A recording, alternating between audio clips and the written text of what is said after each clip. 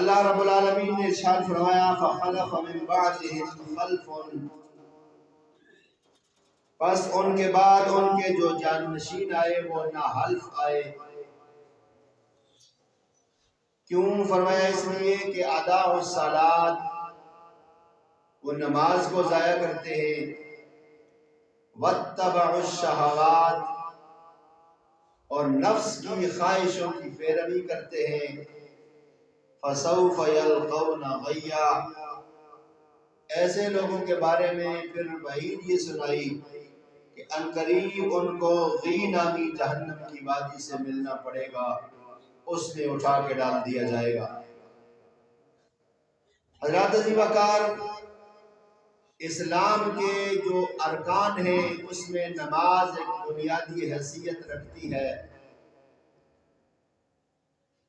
اور اسلام کی جو امارت ہے وہ نماز کے اس رکن کے بغیر مکمل نہیں ہوتی۔ اسی لیے اللہ رب العالمین نے اپنے پاک کلام کے اندر جا بجا نماز کو قائم کرنے کا حکم فرمایا ہے، اور رسول اکرم صلی اللہ علیہ وآلہ وسلم نے اپنی مبارک زندگی کے اندر اس پر عمل کر کے عملی طور پر ہمیں یہ حکم عطا فرمایا ہے کہ ہم نماز کی پابندی کریں۔ رسول اکرم صلی اللہ علیہ وآلہ وسلم جب دنیا سے پردہ فرمانے لگے تو اس سے قبل آپ جانتے ہیں کہ اللہ کے محبوب صلی اللہ علیہ وآلہ وسلم مرض وفات کے اندر جب بیمار تھے، بخار کی شدت تھی، ایک روایت کے مطابق رسول اکرم صلی اللہ علیہ وآلہ وسلم نے حضرت علی اور ایک دوسرے صحابی تھے ان کو فرمایا، اور ایک بازو ایک کے کندھے پر رکھا، دوسرا دوسرے کے کندھے پر رکھا، اللہ کے حبیب صلی اللہ علیہ وآلہ وسلم مسجد نبوی کے اندر اس حال میں تشریف لے گئے کہ آپ کے مبارک قدمین شریفین زمین پر گھسٹتے ہوئے جا رہے تھے۔ اللہ کے حبیب صلی اللہ علیہ وآلہ وسلم نے جب دنیا سے پردہ فرمایا تو آخری جو لفظ مفسرین محدثین نے لکھے ہیں وہ میرے مصطفیٰ کریم علیہ السلام نے فرمایا الصلاۃ الصلاۃ وما ملکت ایمانکم، فرمایا نماز نماز، اور اس کے بعد فرمایا یہ جو تمہارے غلام ہیں، لونڈیاں ہیں، ان کا خیال رکھنا۔ تو صاحبو، اس لحاظ سے نماز کی بہت بڑی اہمیت ہے، اور یاد رکھیے گا جو بندہ نماز کو قائم کرتا ہے میرا رب اس پر بڑے فضل فرماتا ہے، بڑے کرم فرماتا ہے، اس کی بڑی برکات ہے، انسان کی زندگی میں اس سے برکت آتی ہے، رزق میں برکت آتی ہے، جان اور مال میں برکت آتی ہے، انسان کو دلی طور پر سکون ملتا ہے، اطمینان ملتا ہے۔ نماز اللہ کا ذکر بھی ہے، اور فرمایا اللہ کہتا ہے وَأَقِمِ الصَّلَاةَ لِذِكْرِي، میری یاد کے لیے نماز پڑھا کرو۔ اور جب کوئی بندہ اپنے خالق کو یاد کرتا ہے، رب کو یاد کرنے والے کو اللہ صلہ کیا دیتا ہے؟ میرا رب فرماتے ہیں فَاذْكُرُونِي أَذْكُرْكُمْ، تم مجھے یاد کرو میں تمہیں یاد کروں گا۔ اے اللہ وہ کس طرح؟ فرمایا جب تک تمہارے جسم میں جان ہے، جب تک تمہاری جان میں روح موجود ہے اور تم زندہ ہو، اس وقت تک تم میرا ذکر کرتے رہو، اور جب تمہارے اس جسم سے روح نکل جائے گی، یہ بے جان ہو جائے گا، اس کو اٹھا کے قبر میں ڈال دیا جائے گا، لیکن اپنی اس فانی زندگی میں تو میں نے مجھے بھلایا نہیں ہے، ہر لمحے، ہر سانس، ہر گھڑی، ہر دن، ہر رات، ہر وقت یاد رکھا ہے۔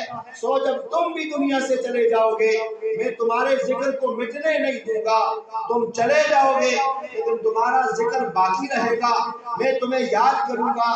کس طرح؟ فرمایا مخلوق کے دل میں تمہاری محبت پیدا کروں گا، مومن تمہارے لیے دعائیں کرتے رہیں گے، اچھے الفاظ سے یاد کرتے رہیں گے۔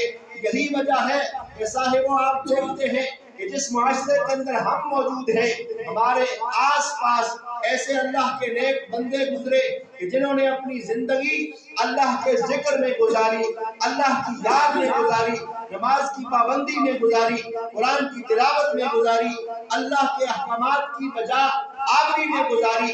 جب وہ دنیا سے چلے گئے ان کے جسم تو مٹ گئے لیکن ان کی یاد لوگوں کے دلوں میں آج بھی زندہ ہے۔ حضرت عجیب وقار اس لیے فرمایا جب نماز انسان پڑھتا ہے اللہ کے ذکر کے لیے، اور فرمایا اقم الصلاۃ طرفی النہار وزلفا من اللیل، فرمایا دن کے دونوں سروں پر بھی اور رات کے درمیانی حصے میں بھی نماز پڑھ لیا کرو۔ کیوں؟ فرمایا ان الحسنات یذہبن السیئات، فرمایا بے شک نیکیاں گناہوں کو مٹا دیتی ہیں۔ گناہ سے نہیں مٹا کرتا، گناہ نیکیوں سے مٹا کرتا ہے، اور نیکیوں سے گناہ اللہ معاف فرما دیتا ہے۔ اسی لیے فرمایا نماز ادا کرنے کا ایک فائدہ یہ بھی ہے کہ جو بندہ فرض نماز کو اپنے وقت پہ ادا کرتا ہے، فرمایا اللہ رب العالمین ایک نماز سے لے کر دوسری نماز تک جتنے صغیرہ اور چھوٹے گناہ اس سے ہو جاتے ہیں، اگر وہ کوئی کبیرہ گناہ نہ کرے تو اللہ رب العالمین اس نماز کی برکت سے وہ چھوٹی چھوٹی لغزشوں اور خطاؤں کو اپنے فضل و کرم سے معاف فرما دیتا ہے۔ اسی طرح جو جمعے کی نماز پڑھتا ہے دوسرے جمعے تک، فرمایا درمیان کے گناہوں کو اللہ اس کی وجہ سے معاف کر دیتا ہے۔ ایک رمضان سے لے کے دوسرے رمضان تک فرمایا جتنے درمیان میں صغیرہ گناہ ہو جاتے ہیں میرا مالک اس کو معاف فرما دیتا ہے۔ اس لیے احباب ذی وقار ہمیں نماز کی پابندی کرنی چاہیے، اس میں ہمارے لیے خیر ہے، اس میں ہمارے لیے بھلائی ہے۔ اور فرمایا جو کوئی نماز کو ادا نہیں کرتا، آپ نے سنا کہ میرے اللہ نے قرآن میں کیا کہا، فَخَلَفَ مِن بَعْدِهِمْ خَلْفٌ أَضَاعُوا الصَّلَاةَ وَاتَّبَعُوا الشَّهَوَاتِ، نماز کو ضائع کرتے ہیں اور فرمایا نفس کی پیروی کرتے ہیں۔ فَسَوْفَ يَلْقَوْنَ غَيًّا، یہ نفس کی ہی پیروی ہے۔ یہ نفس کہتا ہے سو جا، اٹھنے کا کیا فائدہ، اور ایک نفس اور دوسرا شیطان۔ میں نے بارہا یہ عرض کیا کہ انسان کے دو بڑے دشمن ہیں، ایک نفس ہے دوسرا شیطان ہے۔ نفس اندر کا دشمن ہے، شیطان باہر کا دشمن ہے، یہ دونوں مل کر انسان کو تباہ و برباد کر دیتے ہیں۔ فرمایا جس وقت اللہ رب العالمین نے امت محمدیہ علی صاحب الصلاۃ والسلام کو نماز عطا فرمائی، شیطان بہت رویا، چیخا چلایا، اپنے سر میں خاک ڈالی، مٹی ڈالی۔ ان کے چہروں چماٹوں نے پوچھا کہ تجھے کیا ہو گیا ہے، کیوں چیختا چلاتا ہے؟ کہا آج امت محمدیہ کو ایسی عبادت مل گئی کہ جس کے ذریعے سے اللہ ان کے گناہوں کو معاف فرما دے گا۔ تو کہنے لگے ہم کیا کریں؟ کہا یہ کرو کہ ان کو نفسانی خواہشات کے اندر ڈال دو، نماز کی طرف آنے نہ دو۔ پہلا سٹیپ یہ ہے کہ جب نماز کا وقت آئے انہیں کاموں میں مشغول کر دو۔ بندہ کہے گا چلو یہ کام ختم کرتے ہیں بعد میں نماز پڑھ لیں گے، فرمایا اول وقت میں جو نماز ادا کر لیتا ہے اس کے لیے بہت بڑا اجر ہے۔